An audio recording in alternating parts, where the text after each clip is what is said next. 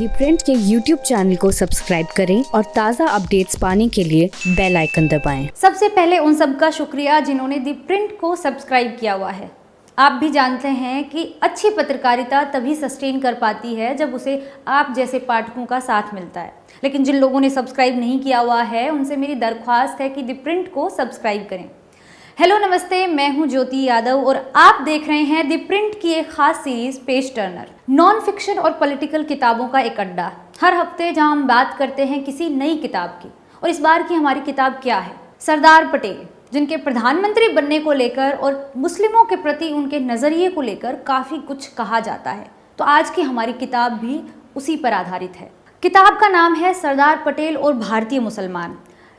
इसे छापा है राजकमल प्रकाशन समूह ने और इसका अनुवाद किया है विश्वनाथ सचदेव ने।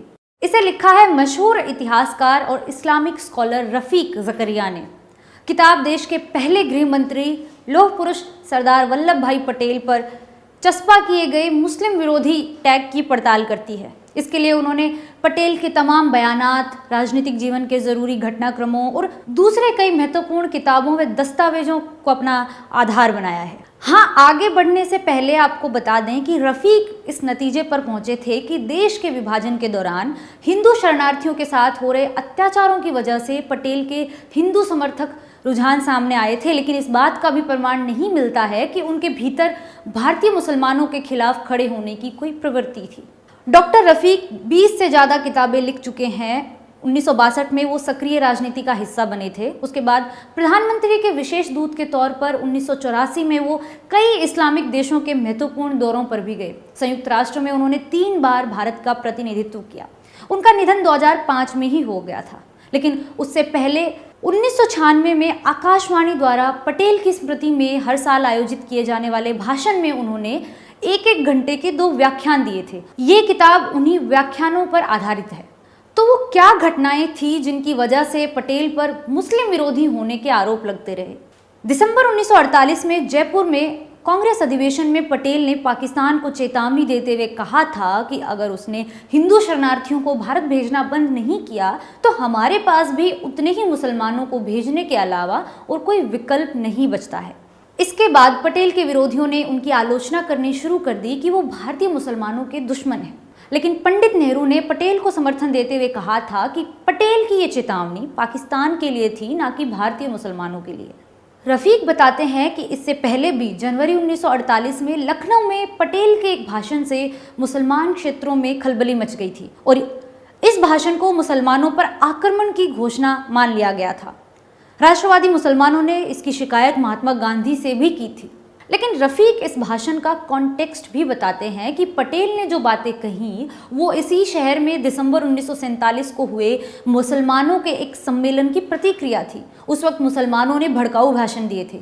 इन भाषणों की शुरुआत करने वाले थे कांग्रेस के वरिष्ठ नेता डॉक्टर सैयद महमूद, जो मुस्लिम लीग के विरोधी रहा करते थे। पटेल इन भाषणों का बुरा मानकर बैठ गए थे, इसलिए उन्होंने मुसलमानों को कहा था कि जो पाकिस्तान जाना चाहते हैं वो वहाँ जाकर शांति से रहें, हम यहाँ शांति से रहना चाहते हैं। उसके बाद हिंदू नेताओं ने इस भाषण को हाथों हाथ लिया। पत्रिकाओं में इसकी ज़बरदस्त तारीफ की गई, लेकिन नेहरू और गांधी, इसके साथ साथ आज़ाद भी पटेल से नाराज़ हो गए थे। इसके अलावा परमिट प्रणाली का मामला भी था, जिसके मुताबिक 15 अगस्त 1947 को या उसके बाद पाकिस्तान घूमने गए मुसलमानों को अपनी नागरिकता से हाथ धोना पड़ता था। हालांकि नेहरू ने इसका समर्थन नहीं किया था, लेकिन इसके बाद पाकिस्तान को जवाबी कार्रवाई देते हुए शरणार्थी संपत्ति कानून भी लागू कर दिया गया, जिसके मुताबिक मुसलमानों से उनके व्यापार, उद्योग, दुकानों, जमीन जायदाद, चल और अचल संपत्ति छीन ली गई थी। और तो और पुलिस को जिन मुसलमानों पर शक था कि वो पाकिस्तान जा सकते हैं, उनको भी इस कानून के दायरे में ले लिया गया। लेकिन इस बार इस कानून के लिए पटेल को नेहरू की परमिशन भी मिली हुई थी। रफ़ीक बताते हैं कि गौर करने वाली बात यह है कि दोनों ही कार्रवाई पहले पाकिस्तान ने शुरू की थी, जिसका जवाब देते हुए भारत ने भी वही कानून इधर लागू कर दिए। रफ़ीक अपने व्याख्यान में उन किस्सों और घटनाओं का जिक्र भी करते हैं जब पटेल ने जिन्ना और लीग के प्रति अपनी खींच तो जाहिर की थी, लेकिन भारतीय मुसलमानों के हितों की रक्षा भी की। पटेल पर लगने वाले इस आरोप के लिए उनके गुरु महात्मा गांधी ने कहा था कि मैं सरदार को जानता हूँ, हिंदू मुस्लिम के सवाल पर या फिर अन्य कई सवालों के बारे में भी उसकी सोच मेरी और नेहरू की सोच बिल्कुल अलग है, लेकिन उनकी सोच को मुसलमान विरोधी कहना सच्चाई को नकारना होगा। सरदार का दिल इतना बड़ा है कि उसमें सब समा सकते हैं। हिंदुओं की तरफ से मिलने वाले लगातार दबाव के बावजूद पटेल मुसलमानों और बाकी अल्पसंख्यकों के साथ 3 मुद्दों पर खड़े रहे: धर्म प्रचार का अधिकार, भाषा, लिपि और संस्कृति की रक्षा का अधिकार, शैक्षणिक संस्थाएं चलाने का अधिकार। पटेल अल्पसंख्यकों एवं मूलभूत अधिकारों के लिए गठित की गई सलाहकार समिति के अध्यक्ष थे। इस दौरान उनके 2 सहयोगियों के.एम. मुंशी और पुरुषोत्तम टंडन ने धर्म के साथ प्रचार शब्द जोड़े जाने का जबरदस्त विरोध किया। उनका तर्क था कि एक धर्म से दूसरे धर्म में परिवर्तन कराना या ऐसी गतिविधियों को अनुमति देना गलत होगा। लेकिन ईसाई व मुस्लिम सदस्यों का कहना था कि धर्म का प्रचार करना उनके लिए निष्ठा का सवाल है। पटेल ने दोनों ही ग्रुप्स की बात को धैर्य से सुना। नेहरू ने यहाँ पर क्या कहा था? नेहरू धर्म के प्रचार वाली बात के समर्थन में नहीं थे, लेकिन पटेल ने तीव्र विरोध के बावजूद भी संविधान की धारा 25 में प्रसार शब्द को जुड़वा दिया और बाद में तो उन्होंने अपने आग्रह के कारण ही संविधान सभा में धारा 29 और धारा 30 भी पारित करवा दी, जिसमें अल्पसंख्यकों को अपनी लिपि, भाषा, संस्कृति की रक्षा करने और अपने शैक्षणिक संस्थान स्थापित करने का अधिकार दिया गया। पटेल पर उर्दू को दबाने का आरोप भी लगातार लगाया जाता रहा है, क्योंकि पटेल गृह मंत्री होने के साथ साथ सूचना एवं प्रसारण मंत्री भी थे। हिंदी और उर्दू विभाजन से पहले ही एक बड़ा मुद्दा बन चुका था। आज़ादी के बाद हिंदी भारत की राष्ट्रभाषा बनी और उर्दू पाकिस्तान की। इसके बाद आकाशवाणी के कट्टरपंथियों ने उर्दू और हिंदी के मिश्रण की हिंदुस्तानी बोलने की बजाय संस्कृत बहुल शब्दों वाली हिंदी अपनाने का निर्णय लिया। पटेल को जब ये पता चला तो उन्होंने आर दिवाकर को एक पत्र लिखकर कहा कि आकाशवाणी को ऐसी भाषा का इस्तेमाल करना चाहिए जो सबकी समझ में आसानी से आ सके। आकाशवाणी का जो भी मुखिया है उसका सोच का दायरा व्यापक होना चाहिए। उन्होंने कहा कि उर्दू एक किसी खास भौगोलिक क्षेत्र की भाषा नहीं है, बल्कि उत्तर भारत के बड़े हिस्से में बोली जाती है। इसलिए उर्दू को तो कुछ प्रांतों में आकाशवाणी के केंद्रों की मुख्य भाषा बनाई जानी चाहिए। इसके अलावा रफीक उदाहरण देते हैं कि पटेल ने प्रकाशन विभाग को प्रथम श्रेणी की एक उर्दू पत्रिका निकालने का भी निर्देश दिया, जो कि पाकिस्तान की सर्वश्रेष्ठ पत्रिकाओं के समकक्ष हो सकती थी। इसके बाद जन्म हुआ उर्दू मासिक पत्रिका, जिसका नाम था आजकल। इसका पहला एडिशन आते ही ये पत्रिका छा गई थी। इसके पीछे संपादक कौन थे? शायर जोश। जोश को लेकर राष्ट्रवादी चोगे में काफ़ी विरोध था और जोश पर कम्युनिस्ट होने का आरोप भी लगता था। सब जानते थे कि पटेल को कम्युनिस्टों से खास एलर्जी है। पटेल ने जोश की नियुक्ति के आदेश जारी किए थे, लेकिन विभाग के सेक्रेटरी NC मेहता ने आदेश को महीनों तक दबाए रखा।